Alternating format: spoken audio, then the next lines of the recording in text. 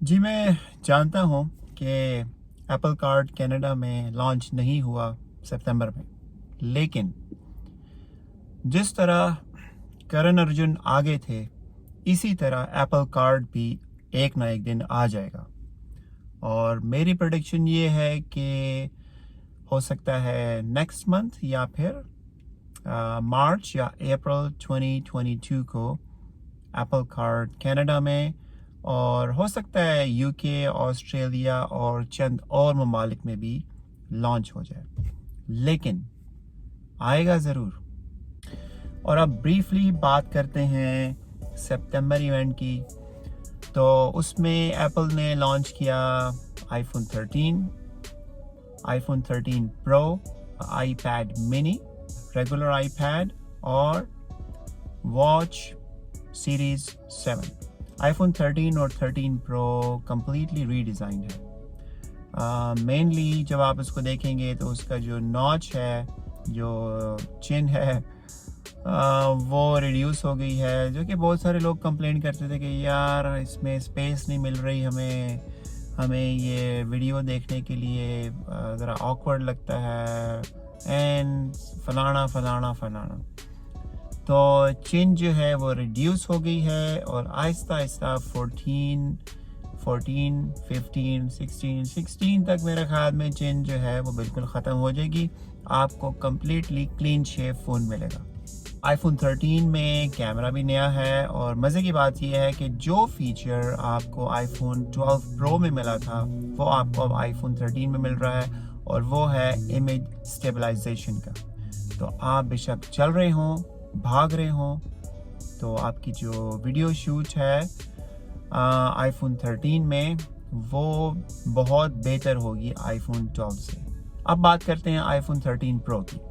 IPhone 13 pro में भी cameras जो हैं वो सारे रीडिज़ाइन है, और आपको 2 टाइम्स की बजाय आपको जूम मिलता है अब 3 times, that is equal to almost 77 mm। इसके अलावा बॉडी जो है वो भी रीडिज़ाइन है, उसका स्क्रीन जो है वो पहले से बेहतर है, और आपको अब मिलती है उसमें 1 टेराबाइट की स्टोरेज कैपेसिटी। इसके अलावा बात करते हैं आईपैड मिनी की। IPad mini completely redesign, screen is edge to edge, और टच आईडी है फ्रंट में जैसे आईपैड एयर में है। इसके अलावा उसकी स्क्रीन रेजोल्यूशन बहुत अच्छी है। आप Apple pencil version 2 iPad mini के साथ यूज़ कर सकते हैं। आईपैड मिनी आईपैड से कॉस्टली है। आईपैड के जो अपग्रेड है उसमें कोई ख़ास चेंज तो नहीं थी, सिर्फ उन्होंने अंडर द हुड प्रोसेसर जो है उसको अपग्रेड कर दिया है, और स्टोरेज कैपेसिटी जो पहले 32 GB से स्टार्ट हो रही थी अब वो स्टार्ट हो रही है 64 GB। So iPad is basically basic iPad for students, for kids and for your day-to-day work. इसके अलावा जो एक और प्रोडक्ट एप्पल ने लॉन्च की वो है वॉच सीरीज 7।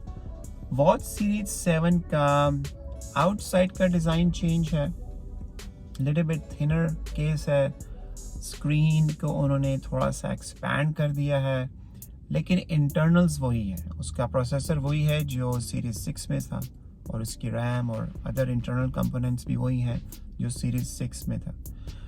सो बेसिकली उसमें कॉस्मेटिक चेंजेस हुई हैं। तो ये था brief review of September event, and I am sure कि एप्पल का एक और इवेंट अक्टूबर में भी आएगा, क्योंकि उन्होंने अभी अनाउंस करना है मैकबुक प्रो की लाइन, और मे बी मैक प्रो जो है उसको भी इंट्रोड्यूस करें विद देयर M1X और मे बी M2 प्रोसेसर के साथ।